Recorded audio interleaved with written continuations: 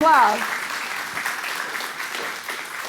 I want to open a little differently than we typically do. I want to acknowledge the fathers in our community. And the fathers in our community are those men or those who identify as men who have identified themselves also as fathers.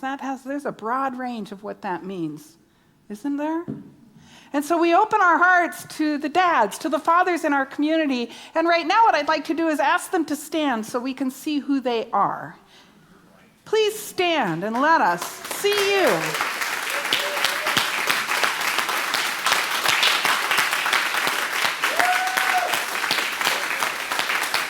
And remain standing for a moment. Remain standing for a moment while we bless you. And so I want to invite all the rest of us to just kind of get a little bit of energy going here. And just open your hands to these beautiful creatures of God, recognizing these fathers, these men, those who have said yes to the creation of something beautiful in this life. And repeat after me. We see you. We see you. We bless you. We bless you. We know who you are. We know who you are. You belong to the infinite Father. You belong to the infinite Father. Created in its image. Its likeness, perfect, whole, and complete. We are grateful for you. Thank you. Thank you. Thank you. And so it is. All right. Yay, dads. Yay, dads. You know, we've all got one, right? All right, let's begin with, move on to today's reading, which is from our book of the month, A New Design for Living. I am on page 96, and the title of this section is Remove Your Halo.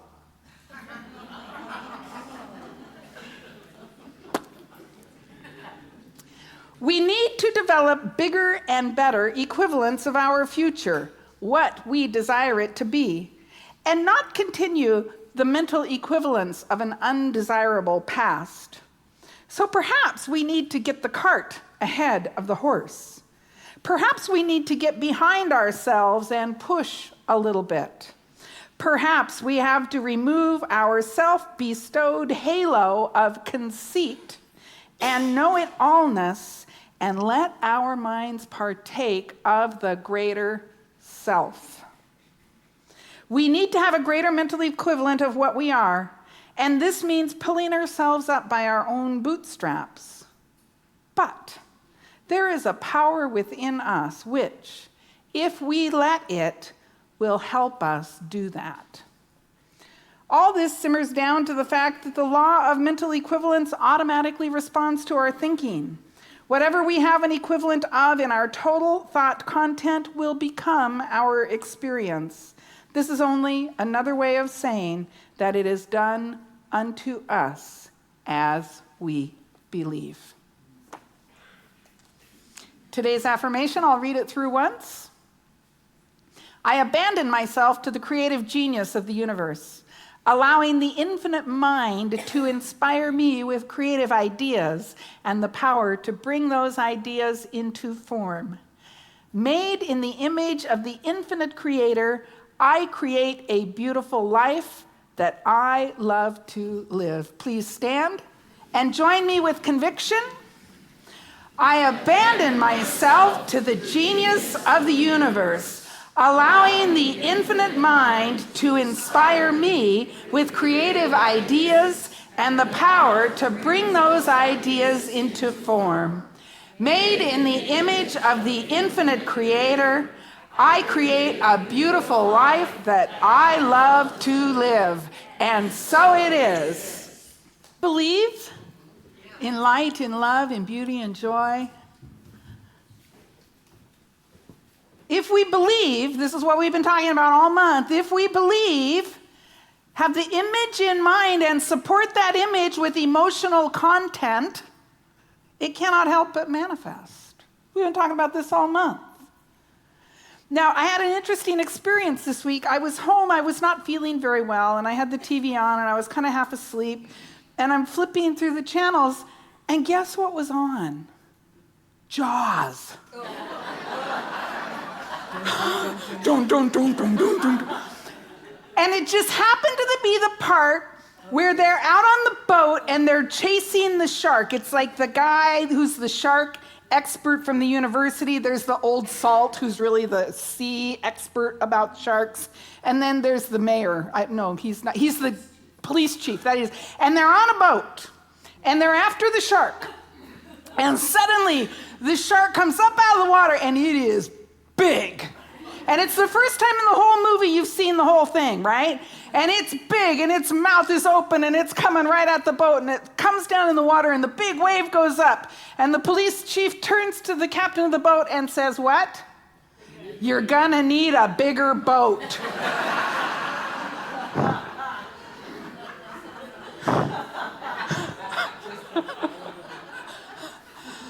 And laying there in my, with my tissues, my pile of tissues and my, watering eyes, I thought, oh my gosh. Oh my gosh. When the shark-like circumstances of my life come up out of the water and they seem so big and so threatening and down and the splash and it's still there, it's under the water, you can't really, you're gonna need a bigger God. You're going to need a God that you know is bigger than the shark of your problems. You're going to need a God that's bigger than the circumstance that you see as holding you back in some way. You're going to need a bigger idea of what is possible. Or as Reverend Michael Beckwith puts it, it's time to tell your little problems about your big God. You're going to need a bigger God. You want to get a bigger God? You see, what we tend to do is we make God in our image, don't we? The teaching tells us, the creation story tells us that we are created in the image of God. And I learned something interesting this week. I was reading, there's a commentary on the Hebrew version of the book of Genesis, the creation myth. And you know how we talk about we're made in the image and likeness of the infinite, right? Well, really the Hebrew word that they use for image and likeness is almost exactly the same word according to this commentary. And that's interesting to me because for the first time I thought, oh yeah, image and likeness, those are synonyms. It's the same word. And so what do you take from that? I am created in the image of God. I am created in the likeness. See, it's emphasis, isn't it? Not just a little bit like God, but in the image of God. It's emphatic. And if this consciousness, this divine idea can create a universe, and I am created in the image of it, what are my creative potentialities? Limited only by the size of my boat. I'm going to get a bigger boat. I'm going to get a bigger God. And to do that, I got to remove my halo. I love that. You know why I picked that reading for today? The title. That's all. We got to take off our halos. The parts of us that think we know something. Because, the truth is we don't really know very much, do we? We get all up in what we know, and we forget about how much we don't know. So let's take off our halos. Let's take off what we think we know and step into the realm of potential, step into the realm of possibility. Poke around what we think we know, but don't let that limit us. See, there's nothing wrong with what we think we know, is there? Unless we let it limit us. Oh no, that's not possible. I know that can't be done. Do you see how then suddenly there's nothing that God can do in that space? Because I have declared, and the law always says what? Yes. I have declared nothing can be done. Because I know. I had to take off my halo, step into what I do not know. God is bigger than my circumstance. God is bigger than my false ideas. God is bigger than my fears. God is bigger than my story. God is bigger than I can even imagine. And so this month, we are living in the spirit of creativity, right? So how do we use our conscious minds to create something greater in our lives? Well, we got to get a bigger idea of God to start with, because do you see how what we can create is going to be limited by our conception of God, right? Make sense? Oh, okay. Just want to make sure. So let's talk a little bit. We're going to just review a little bit about the creative process, right? We've been talking this month about the creative process. And so to just kind of tie into that idea again a little bit so we have a basis, there is an infinite, unlimited substance, right? We call it God. We call it infinite, the living one, power, energy, light, love. All of those names are synonymous, if you will, but they're little bits. In fact, your name, Ruby, Garnet, Sapphire over here. Sapphire over here asked me before the service, are there any words that you want me to include in the song that would kind of tie into your message? And honestly, I couldn't come up with one any better than the one that the author wrote, because the words have the meaning we give them, right? God is light. But I mean capital L light, not light like that light that's up there making me too hot. God is light, the light that burns at the center of a star. God is infinite light, the light that moves, the light that shines forth. God is light. God is life, not life like my heart is beating, but life like the heartbeat of the universe life. God is all of that. And so I say life, but in the human context, it doesn't really mean much. But when I say God is the infinite creative substance, I am talking about the formless. But it is not void. It is simply formless. But there is substance to the formless. And so there is an eternal something that is at least as big as the universe. And what? The universe is what? Infinite. So there's an infinite substance from which all things are created. It is the source, the pattern, the unseen. And we bring that unseen into matter or form or experience by the power of knowing it is so. By the power of the law that always says yes. So there's an unseen substance, there's an unseen cause, and then there's how we experience it. And we are constantly creating by the power of our word. And the emotional content, don't forget that, a thought plus a feeling equals a result. A thought, an image, and I'm not talking about just an idle thought. I'm talking about you create an image in your mind. Create an image in your mind, you give it emotional power and content, and it will demonstrate in some form. And then, according to practitioner Kathy Lindsay, you take what you get and you work on your consciousness about the difference between what you prayed for and what you got. You get a bigger idea. You put more emotional content around it. Another result. Oh, well, that's interesting. That wasn't quite what I was going for. But look, there's still this infinite unseen substance. It's an iterative process, and we're always creating something. Can you see how this is working in your life? Remember, Emma Curtis Hopkins told us, if you want to know what you believe, look at your results. What kind of results? What kind of experience of life are you having right now? I'm sure in many ways it's beautiful and good. Is there anything you would like to shift? Maybe there's some things you want to tweak, and maybe there's some great big changes you got to make. How do we create a world? We create lives that works for everyone, that work for us as individuals. A thought plus a feeling equals a result. This is the creative process, right? So, to create a bigger, better life, we got to create a bigger, better God. How do we create a bigger, better God? We use the creative process. See, I was raised to believe in a certain type of God. How about you? And that God isn't wrong, but it's the God I believed in, so it's the God I experienced. Do you see what I'm saying? Out of this infinite creative substance, I learned to believe in a humanized God, in a personified God, a God who's sitting in a chair in heaven, all-seeing, all-knowing, can look down at everything all at once, and is judgmental and wrath-filled. Anybody else raised with that kind of God? And that was the God I experienced. Why? Because it's the God I believed in. That's all. Not because it's the true nature of the infinite, but because the law always says yes.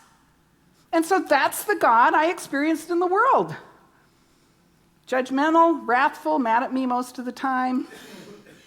And I'm feeling guilty, and I'm feeling bad, and I'm feeling like, oh my God, God's eyes are on me. Saw what I just did. I'm going to hell.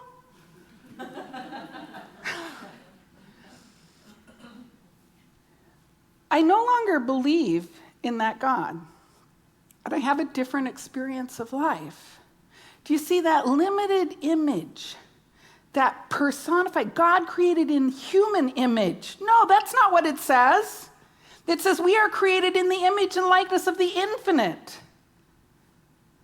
Not it's created in our image. We got to stop that. Stop making God a person. And we do it all the time. Because it's our cultural thing, right?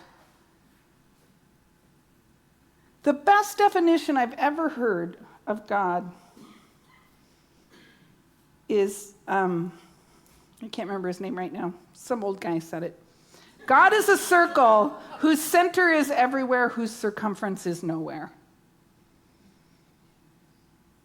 God is a circle whose center is everywhere.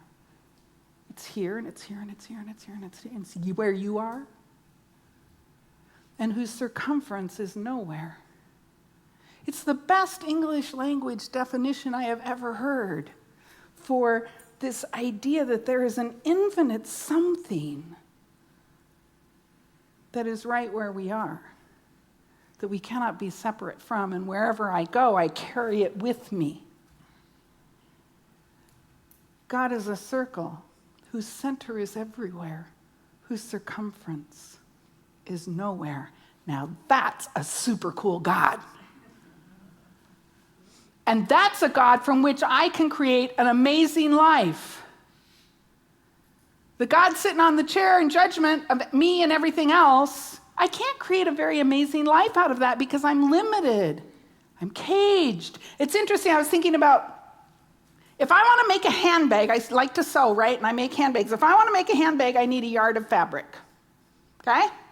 If I want to make a tote bag, I need a yard and a half of fabric.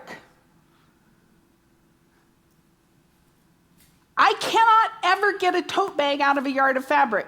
It will never happen. It just isn't possible. I can kid myself, I can start to cut it out, I can do it, and it's not going to work. And trust me, I've tried this. It's like, no, I love this fabric. I want it to be a tote bag. I can make it work. You can't make it work. It's not going to happen. To get the tote bag of life, you got to have a yard and a half of fabric. You got to have a bigger God. You got to have a bigger idea to get the bigger life. So how do we embrace this circle concept of God? How do we get this bigger God? Well, I'll just always start by, and you guys, you're probably tired of hearing me say this, how do we get anything? Practice. We have to practice thinking differently, don't we? We have to practice the new idea of an infinite something that is right where we are.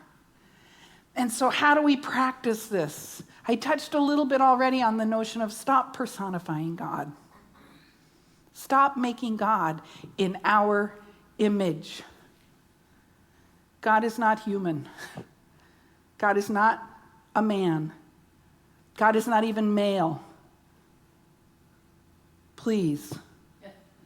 God is not he. Please.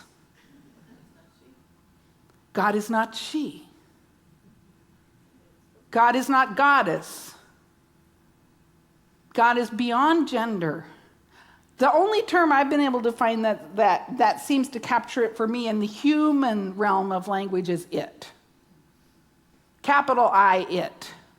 God is an it. Now, frankly, that feels like woefully inadequate. But it's the best I can do.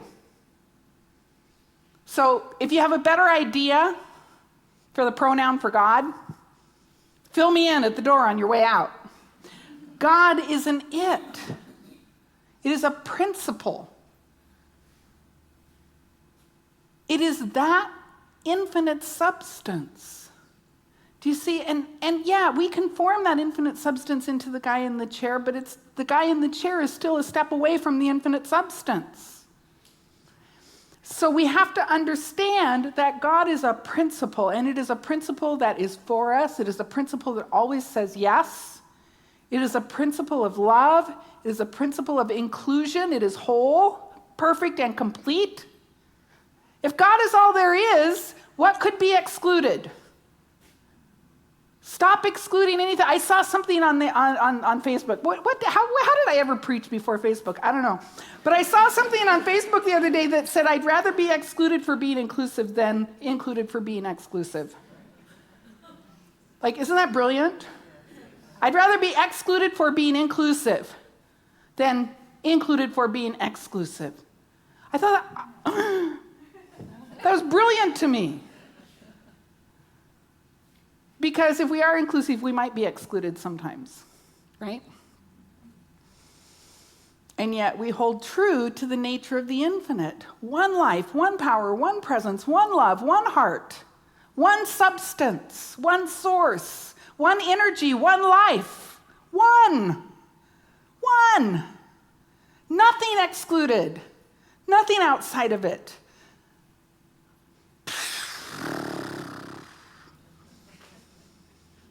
Right where we are.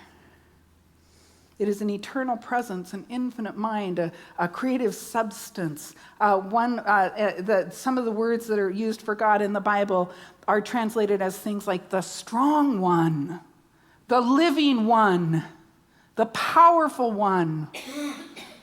And do you hear that word one? Not one like the person over here, but one, the strong one. The infinite one, a presence, a principle. And yet, it is a substance, a principle, a life, and yet it is also personal. Just because we're talking about a principle here doesn't mean it is not personal to me. God doesn't have to be a he or a she for me to have a personal relationship with it. What could be closer than that from which I spring? What could be more intimate, more personal than that which beats my very heart, than that which closer than my neck, hands and feet? Yes? What could be more personal than that which thinks as me? And so it seems almost like a contradiction, but this principle is so personal. It could not possibly be closer to us because every cell in our bodies is alive with this infinite potential.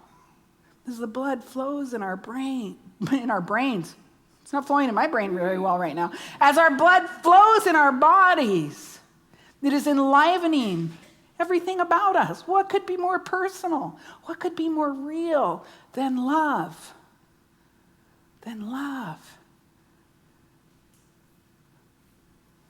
Emma Curtis Hopkins said, "Get your own God. No one else's God is good enough for you." No one else's God is good enough for you. And you make this God real and personal to you via the creative process. Infinite substance, Law that says yes, my experience of life. I declare God is personal to me. God is right where I am. The infinite substance expresses divinely as me. Love beats my very heart. It is personal and it is intimate and it is infinite. At the same time, it is both things. Ernest Holmes said that this presence is available to all who would feel its indwelling presence. It is the indwelling presence. We must be willing to experience it. And when I'm putting it out here, oh yeah, God's that guy out there. And it's not an indwelling presence, and it's ex-dwelling presence. But for me to experience the life I love to live, I got to get a bigger God. I got to get a bigger idea. I have to use the creative process to understand that the infinite is right where I am. It is a principle, absolutely. It is a principle of love, a principle of truth, a principle of wisdom, and it is intimate. It is right where I am. I cannot be separate from it. Its love is beating my heart. Its presence is thinking me now.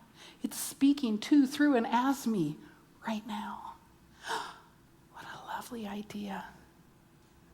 What a beautiful feeling to know that the love that birthed the furthest star in the furthest heaven birthed me. And you know what? I'm made of star stuff. Did you know that? You are made of star stuff. You're just a star in different form. And the same thing is animating you that is burning at the center of the furthest star in the furthest heavens. You cannot be separate from it. Engage with the creative process to know and experience this God, to get a bigger God, and the sharks of your life will have no meaning.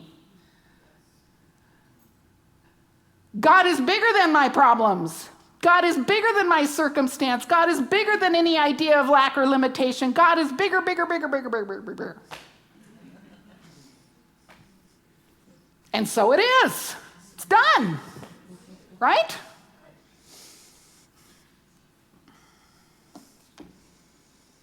I think that's about it.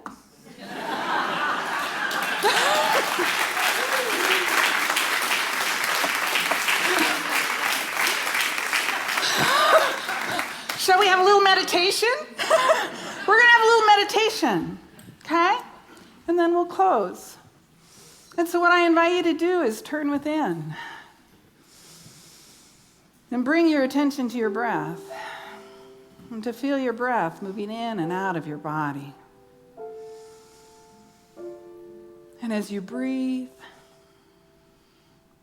you allow yourself to simply rest into your chair, feel supported by your chair, and your shoulders drop and your jaw softens.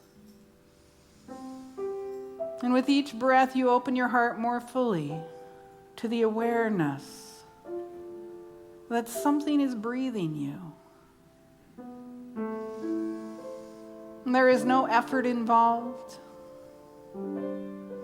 There is simply a being, an allowing breath in, an opening to the next breath out. And in this awareness, allow yourself to hear these words like you have never heard them before. Open your heart and your mind. God is a circle whose center is right where you are. The energy and the life and the presence of God is right where you are. Its breath is your breath. Its heartbeat, your heartbeat. Its presence, your presence. Its power, your power. Its grace, your grace.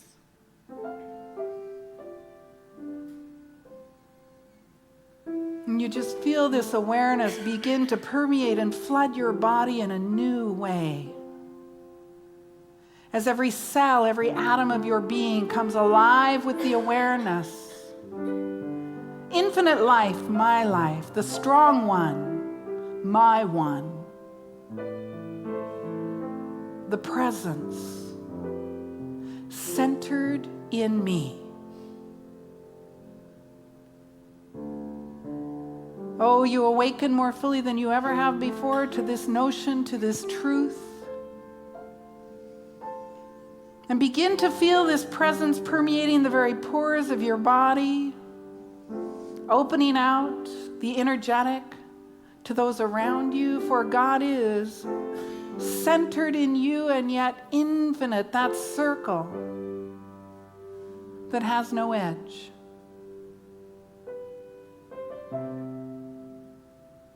And you simply expand your awareness now to the circumference that is nowhere.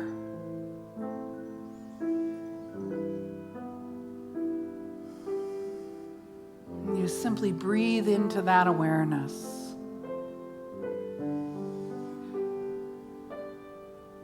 A bigger God, a more powerful presence.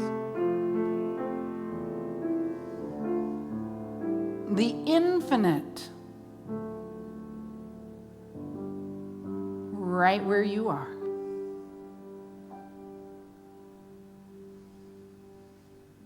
And now give thanks for this expanding awareness. Give thanks for your new and bigger and better idea. The God of love, the God of life, the God of. The God of, the God of.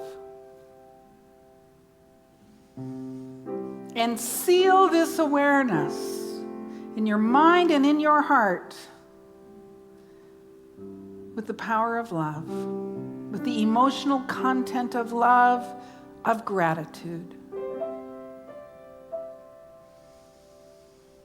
And bringing your attention again to your breath. Simply now allow yourself to be in this bigger idea, this bigger God. And so it is. Amen.